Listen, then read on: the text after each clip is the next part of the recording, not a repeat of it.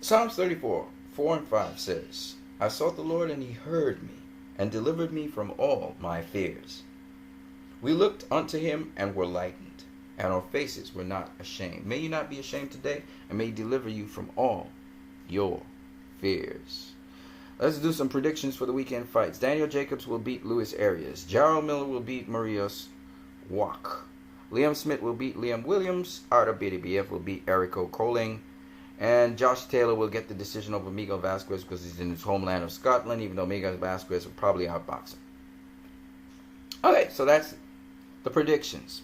But I want to use this as a moment to teach something. So a lot of people are always hyped up on these undefeated fighters. Oh, an undefeated fighter is facing another undefeated fighter. And HBO is trying to use that to say that, Luis Arias is this worthy competition for Daniel Jacobs. This is a showcase fight. All right? This is a showcase fight. Let's not fool ourselves here. Luis Arias, yeah, he's undefeated. But who has he fought that will prepare him for a fight with Daniel Jacobs? Daniel Jacobs has much more skills than Luis Arias, who's a limited fighter. He fights on the inside. He himself said, Daniel Jacobs don't run from me, which means he's not going to be able to cut off the ring from Daniel Jacobs if Daniel Jacobs decides to move and change up angles, and Daniel Jacobs can do all of that. He can go southpaw. He can do all kinds of things. Skill-wise, Daniel Jacobs has a lot more skills, sharper skills. Luis Arias is not known to stop anyone, really. He's not that kind of fighter. More accumulation of body shots. He has some decent defense. He gets hit. And he has decent hand speed and foot speed. But, again, Daniel Jacobs, anything can happen in boxing. But barring that, Daniel Jacobs should be able to showcase his skills against Luis Arias. And Jarrell Miller versus Marius Wach. Marius Wach has been stopped by Povetkin. He's been beaten by Vladimir Klitschko. He's more of a boxer type. He's talking about beating up Jarrell Miller and all of that. We all know Jarrell Miller, all you have to do, press the action, be smart. I do admit, though, I feel Jarrell Miller is overhyped. I hear people saying that Joseph Parker can be beaten by Jarrell Miller. No, the kid doesn't have the experience to beat Joseph Parker, who's faced much better competition. Marius Wach is his best competition to date. Come on, guys. I mean, the guy came from kickboxing background, all that, I know, and he's trying to implement his boxing skill, but even his shape is not that great, Guy's kind of over, Burmeister Burns in better shape than that dude. Let me just put it that way. So, give these guys breathing room. Stop overhyping certain fighters. Yes, they talk the talk, but can they walk the walk? We've seen it over and over again. Erickson Lubin, Jay Rock, Jesse Hart. They've been talking, but they can't back it up. In fact, they're not even in the league of the guys they're facing, okay? Getting stopped and dropped and all of that. Come on now. So when we talk about undefeated fighters, I hear a lot of people say a lot of things which really I think is out of place to start with. And one of the things I just want to discuss here is, people accuse Floyd Mayweather, hey, you didn't face a lot of black undefeated fighters. Well, let me put it to you this way. If Floyd Mayweather decided to pull a cab driver off the side of the street who just had no fights, he just debuted, and he would be a black undefeated fighter. And you know what I'm saying? There's a lot more to boxing than just being a black undefeated fighter or an undefeated fighter, period. You got to be worthy competition. Let me give you an example of what I mean. Diego Corrales was a black undefeated fighter. All right? Yeah, he had Spanish name and all of that, but he was a black fighter. Black undefeated. Even black American undefeated fighter, even though his father came from South America and was black, but South American nonetheless. He had a white mother. Andre Ward is considered a black fighter, even though he has a white father, black mother, okay? So let's just get into it. So let me show you a worthy black undefeated fighter and why I say it's worthy. All right? We have to look at different things. We have to look at the skills and abilities of the fighter, and we also have to look at the fighter's experience. And experience is defined by the kinds of fights because you gain experience in fighting people. That's how you gain experience. That's why we have guys from the amateurs that spar world champions, and then they go in their pro debut fights and they start to fight better and better competition, and eventually they fight a level of fighter on the championship level, and that gives them the championship level experience. So you only learn through fighting fighters. This is why experience is very important in boxing. Let's look at Diego Corrales' experience. This is his last 6 fights compared to Floyd Mayweather's last 6 fights. Note, Floyd Mayweather became world champion in 1998, beating Gennaro Hernandez, who is not on this list. Okay? So Floyd was a world champion. He was doing his defenses here. But let's look at Diego Corrales' list of fighters here on the left side. We will see that he beat the IBF World Champion, who was a good boxer. He could also bang a bit, Roberto Garcia, who was undefeated at the time he beat him. And then he also beat Derek Gainer, who would later become the IBF featherweight champion. He had 2 tries at super featherweight. He lost the first time to Diego Corrales. And these were crushing defeats. He knocked these 2 guys out. They were boxer types. As you can see, the rest of the competition is not deservedly to talk about, so I'm not going to talk about them. And here, Floyd has none of the deserving competitions here to really talk about. We had a former world champion, but I'm not going to talk about him either because he's kind of over the hill. And that was Goyo Vargas. All right, but he's not. So Floyd really had competition he faced most recently that was not on the level of Diego Corrales, which is why Diego Corrales was actually the #1 super featherweight in the world at the time. He was the IBF champion, and Floyd was the WBC world champion. Both guys are deserving undefeated. Actually, Diego Corrales is more deserving undefeated black fighter than Floyd Mayweather was. So when, in fact, people thought Diego Corrales was going to beat Floyd Mayweather because the guys that he faced had a style like Floyd Mayweather. Derek Gainer was a slick southpaw, and Roberto Garcia, he was a mixed up, all-around good boxer. He could box on the inside, box on the outside. He could even bang. So people thought Diego Corrales was well prepared for Floyd Mayweather, and Floyd Mayweather was going to have problems with Diego Corrales because Diego Corrales was going to cut off the ring on him and beat him up. Okay? So Floyd beat Diego Corrales, and it was huge. Still one of the huge events in Floyd's career. This is a deserving undefeated fighter in Diego Corrales that Floyd Mayweather beat because he'd done something. He'd proven that, hey, if I face Floyd Mayweather, I'm gonna beat his ass. And most people believe that. And, of course, he went on to do spectacular things in his career, beating Casimir, beating Acelino Freitas. These were contemporaries of Floyd Mayweather at super featherweight. And Diego Corrales beat those, as well as he beat the lightweight champion, Jose Luis Castillo, who was at the time the lightweight champion of the world, and the #1 lightweight in the world again. So I'm just saying, Diego Corrales proved himself. Before and after. Now, so when you talk about undefeated fighters, we're not just trying to tick off a checkbook. Oh, he beat undefeated fighters. Gangster 003 was talking about how Vladimir Klitschko beat a lot of undefeated fighters, like Maurice Wack, for instance. The guy that got stopped by Povetkin, and the guy that was beaten by Vladimir Klitschko, and the guy that's probably going to get beaten by Jarrell Miller, who has beaten nobody of note. Okay? I'm saying this to say, undefeated fighter doesn't mean anything if the fighter hasn't proven themselves. You're supposed to beat those guys. Daniel Jacobs is supposed to beat Luis Arias. Who's Luis Arias just fought? That proves that Luis Arias could beat Daniel Jacobs. Nobody! Okay? So, I'm just saying. Now, let's move on. I want to show you some other things really quickly. Floyd Mayweather also faced Ricky Hatton. Ricky Hatton. When he was undefeated. He was not a black fighter, but I'm just saying. Undefeated fighters, people make a big deal out of it. Well, if you're going to be an undefeated fighter, at least you got to show something for it. Why the other guy should face you. Here's an undefeated fighter. Conor McGregor. He was undefeated boxing. He was an undefeated fighter when he went in to face Floyd Mayweather. Undefeated. It was his debut. But we frowned on that. We should give Floyd props for facing an undefeated fighter, right? Shit. See what I'm saying? It don't make no sense. It's ridiculous. You got to prove yourself. It's not just about being undefeated. All right? So when we look at Ricky Hatton, he faced Costa Tszyu, Carlos Mosa. Carlos Mosa was the IBF world champion. Louis Collazo, he was the WBA welterweight world champion. Faced guys like Shane Mosley and Andre Berto and gave them tough fights. So when he beat Louis Collazo, Carlos Mosa, and Costa Tszyu, those were impressive wins. Impressive wins. Costa Tszyu was the man at super lightweight or junior welterweight. And Ricky Hatton beat him. And he also learned how to deal with a guy with a great jab. Carlos Mosa was a long-rangey fighter. He was able to fight against a long-rangey fighter and stop him. And then he faced Louis Collazo, who was an all-around, really good, crafty southpaw. And he beat him. That's 3 different styles there.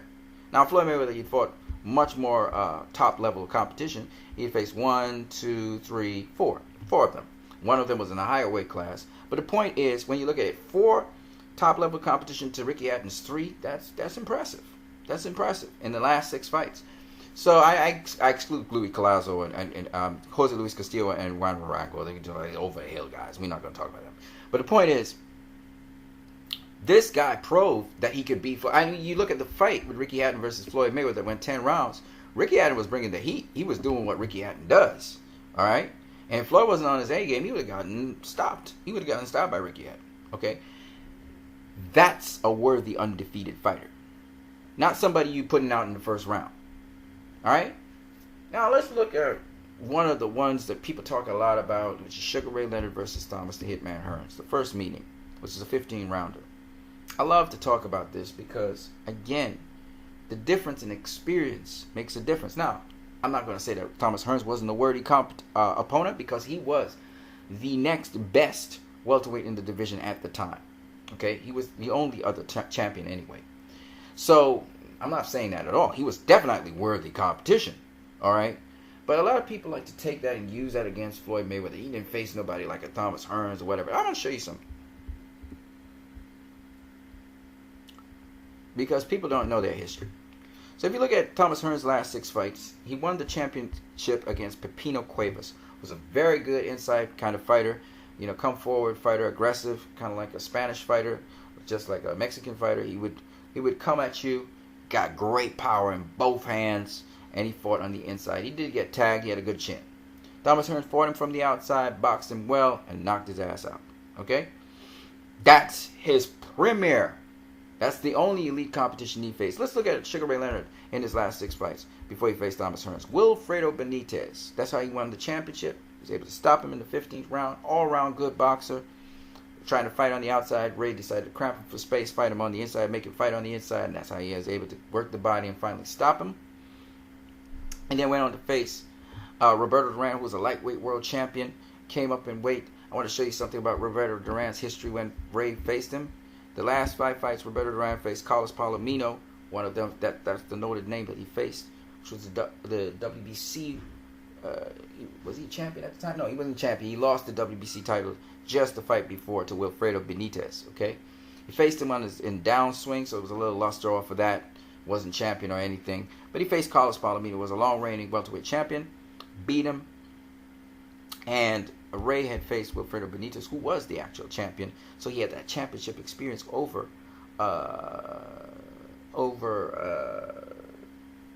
Roberto Duran in the sense that he had beaten a world champion. But Duran had beaten world champions before, and Ken Buchanan at lightweight, so he had that experience back there. And then he faced a former world champion coming off a loss, and he was able to beat him.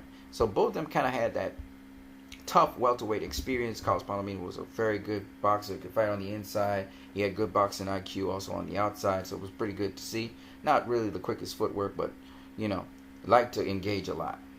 Well conditioned. So both guys basically, in terms of experience, were around about the same. Even Duran would get the nod on experience because he had been at lightweight, he had defended a lot, he had a lot more experience at the championship level than Ray. In this case, what I wanted to just say is that when Ray tried to face Duran like how he faced Wilfredo Benitez, fighting him on the inside, he lost that fight because that was Duran's preferred range. And the other thing that I wanted to say about how Duran was able to beat Sugar Ray Leonard. Sugar Ray Leonard was undefeated at the time. Duran was the guy with the experience. He had the loss because of Esteban de Jesus. And Duran had to make the adjustments to his game in the next fight. Duran had learned to mentally play with Sugar Ray Leonard. So the other thing that you have to look at is the other abilities of the fighter, attributes of them. And Duran got into Ray's head and got Ray to fight Duran's fight. And Ray never made the necessary adjustments to the fight because he didn't want to. He wanted to engage Duran all the way through. And so he lost that fight. Let's get back to Thomas the Hitman Hearns and how that helped Ray. That experience helped Ray in his follow-up fight to fight Duran on the outside, knowing that Duran was this inside fighter who would close the distance. So he had fought one style, which was Wilfredo Benitez, who he had to close the distance on. Then with Duran, who's a smaller, quicker, well, not quicker, but more explosive fighter, he had to fight him on the outside, keep him at bay. All right, that's what he learned. And then he also faced another fighter at a higher weight class, Ayub Kalule, who didn't really fight nobody of note, but who was a bigger, stronger, very powerful puncher as well, with both hands. like to close the distance fight you on the inside. So Ray kept him on the outside this time. I was able to beat him and stop him. Being quicker and all of that, he was able to tag him up. And Kalule didn't have the, because he was kind of slow, he was slow to go back into defense. He had a pretty solid high guard defense, but, Ray was able to work around the guard because Kalule was so slow in coming back into defense, and that's how he ended up stopping him. So Ray was able to deal with all these different kinds of fighters, get experience from all these different kinds of fighters, whereas Thomas Hitman only faced one premier fighter. And so Ray, going into this fight, even though he had one loss on his record, was actually more experienced than Thomas Hearns, just like how Duran was more experienced than Ray going into that fight. And so Ray Leonard was able to adjust to Thomas Hearns, use the high guard, close the distance, and fight him on the inside when he realized fighting him on the outside didn't work. And that's how he was able to stop Thomas Hearns. And while Thomas Hearns was a worthy opponent, as was Duran for him, it must be noted that Duran was the one that beat Leonard and not Thomas Hearns. Later on, when Thomas Hearns got the experience, knew how to fight on the inside, got more crafty after learning and being dropped and stopped and all of that stuff, he was able to fight Leonard to a draw officially. Unofficially, I thought Thomas Hearns win that fight, dropping Leonard twice. But nonetheless, Thomas Hearns was a lot more crafty, a lot more experienced because of all the other fights he got that he learned so much from. So what I'm trying to tell you is, even when you look at Leonard versus Hearns, Hearns here being the less experienced fighter to Leonard, but in this case with Diego Corrales versus Floyd Mayweather being the less experienced fighter than Diego Corrales, it's interesting to note that skills and ability also help you, and the fact that you've seen so many different kinds of fights, but also you must have also experience. And it's interesting to note that Mayweather actually went against the odds and beat Diego Corrales, where a lot of people didn't think you could. Whereas Ray Leonard, when he faced Thomas Hearns, people didn't know who was going to win that fight. It's a little bit different. And I'm just saying, people hype up the undefeated fighter, but really, if you think about it, the more experienced fighter was with Diego Corrales versus Mayweather than Hearns versus Ray Leonard. This is very interesting to note. Okay?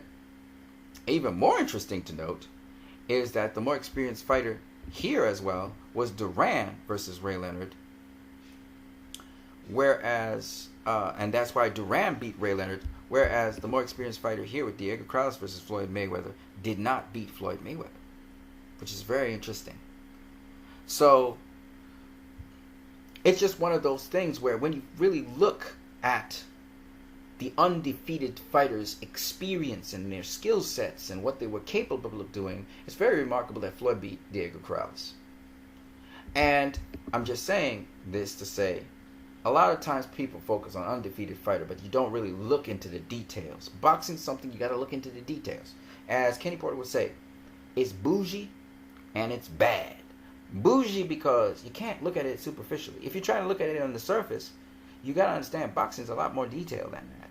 You got to look at the details. You got to look at the real boxing. And that's why I'm able to give generally accurate predictions, because I look into the boxing. This is what I look at. I look at the fighter's ability and their skills. I look at the fighter's experience, who they fought, when they fought them, did they beat them. I also look at the intangibles of a boxer, their dedication, their heart, dedication in terms of their preparation and their attitude toward a fight. And I also look at when they've talked the talk, did they back it up against certain level of opposition that proves that they can take on this fight. Okay? So those are the kinds of things I look at.